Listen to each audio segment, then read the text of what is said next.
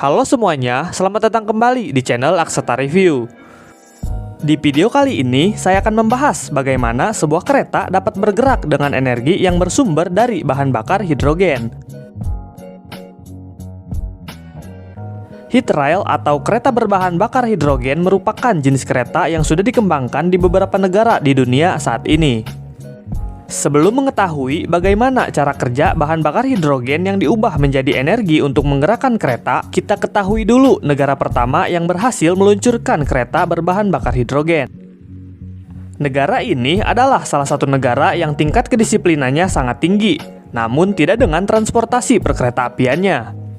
Walaupun transportasi perkeretaapiannya banyak dikeluhkan karena terlalu sering mengalami keterlambatan, namun ternyata Jerman menjadi negara pertama yang berhasil meluncurkan kereta penumpang komersial bertenaga hidrogen pertama di dunia.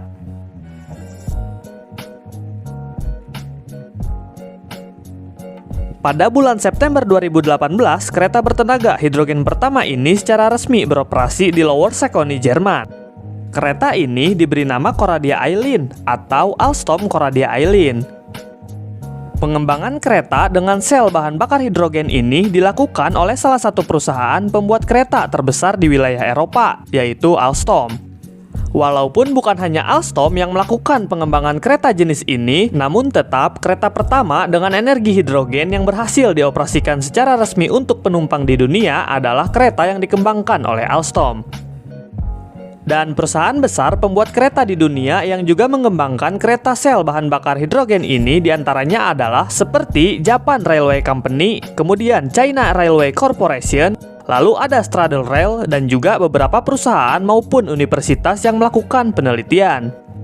Namun, perusahaan-perusahaan tersebut baru melakukan pengembangan prototipe untuk pengujian, dan hanya Alstom lah yang saat ini berhasil membangun dan menjadi kereta penumpang komersil pertama, yang bahkan dapat menggantikan kereta atau lokomotif diesel.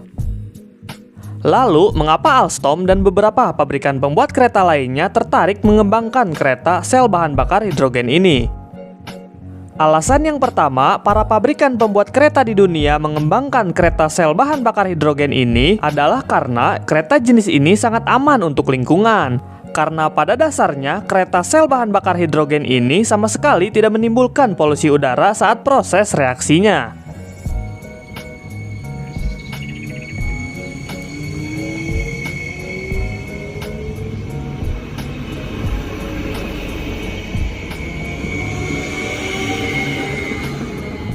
Berbeda dengan kereta diesel yang mengeluarkan karbon dioksida saat proses pembakarannya.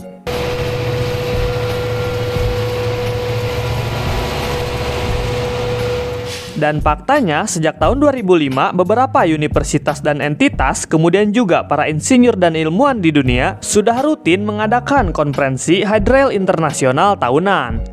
Konferensi tersebut bertujuan untuk mempercepat penyebaran teknologi jenis ini di seluruh dunia, yang mana pengaplikasiannya diharapkan dapat lebih luas lagi. Alasan yang kedua adalah hidrogen merupakan unsur yang umum dan mudah ditemukan, karena pada dasarnya untuk setiap molekul air atau H2O memiliki dua atom hidrogen untuk setiap atom oksigen yang ada. Namun pada proses pemisahan unsurnya malah menjadi salah satu kekurangan dari kereta sel bahan bakar hidrogen ini.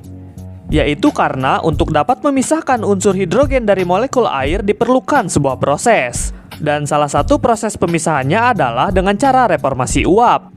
Namun cara ini masih memerlukan dan melibatkan penggunaan bahan bakar fosil.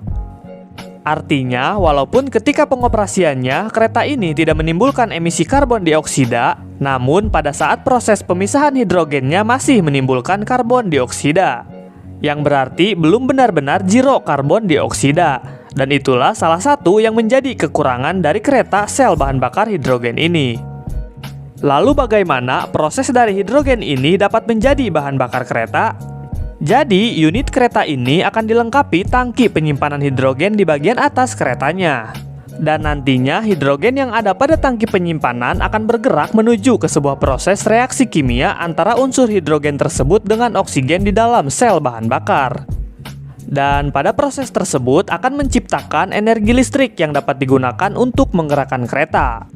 Namun, energi listrik tersebut tidak dapat langsung digunakan untuk menggerakkan motor traksi kereta, melainkan perlu masuk terlebih dahulu ke dalam baterai yang terpasang pada kereta. Yang nantinya baterai inilah yang akan menyalurkan energi untuk menggerakkan motor traksi kereta. Perlu digarisbawahi, walaupun sistem ini terkesan seperti kereta listrik bertenaga baterai seperti pada umumnya, namun sistem ini berbeda. Karena pada umumnya, semua jenis kendaraan listrik semacamnya akan menyimpan energi pada baterai yang terpasang dengan melakukan pengisian terlebih dahulu melalui proses charger. Sehingga energi akan tersimpan dan dapat langsung digunakan untuk menggerakkan motor traksi kereta. Sedangkan pada hadrail ini, baterai yang terpasang tidak akan menyimpan energi sepenuhnya, melainkan langsung melakukan penyaluran kepada motor traksi keretanya. Sehingga proses reaksi kimia hidrogennya akan terus berlangsung selama kereta ini dioperasikan. Artinya, baterai di sini bukan tempat untuk menyimpan energi, melainkan untuk penyalur energi kepada motor traksi dari listrik yang dihasilkan melalui proses reaksi kimia hidrogen tersebut. Jadi secara sederhananya, molekul air akan dipisahkan untuk mendapatkan unsur hidrogen di stasiun pengisian bahan bakar hidrogen kereta. Hidrogen tersebut nantinya akan dipompa menuju tangki penyimpanan yang berada di bagian atas rangkaian kereta, yang selanjutnya direaksikan untuk mendapatkan energi listrik yang akan menggerakkan motor traksi kereta. Sebenarnya, untuk penggunaan energi sel bahan bakar hidrogen ini masih terus dikembangkan. Salah satunya seperti halnya di stasiun pengisian bahan bakar hidrogen kereta tersebut, yang mulai beralih kepada energi panas matahari melalui panel surya. Dan juga menggunakan turbin angin sebagai energi yang digunakan untuk melakukan proses pemisahan hidrogen dari molekul air. Namun, dibalik itu semua dan selain masih menimbulkan sedikit emisi karbon, kereta sel bahan bakar ini juga masih memiliki kekurangan lainnya. Yaitu, hidrogen ini mudah terbakar dan meledak jika tercampur dengan molekul-molekul lainnya yang ada di udara. Dan dalam penelitian di Jerman juga menyatakan bahwa kereta berenergi sel bahan bakar hidrogen ini 80% lebih mahal daripada kereta listrik yang menggunakan baterai cas ataupun yang menggunakan listrik aliran atas. Bagaimana menurut kalian? Sekian dulu video saya kali ini. Jika dirasa ada kesalahan informasi atau teman-teman ingin menambahkan, silahkan tulis di kolom komentar. Mari kita berdiskusi dan jangan lupa subscribe.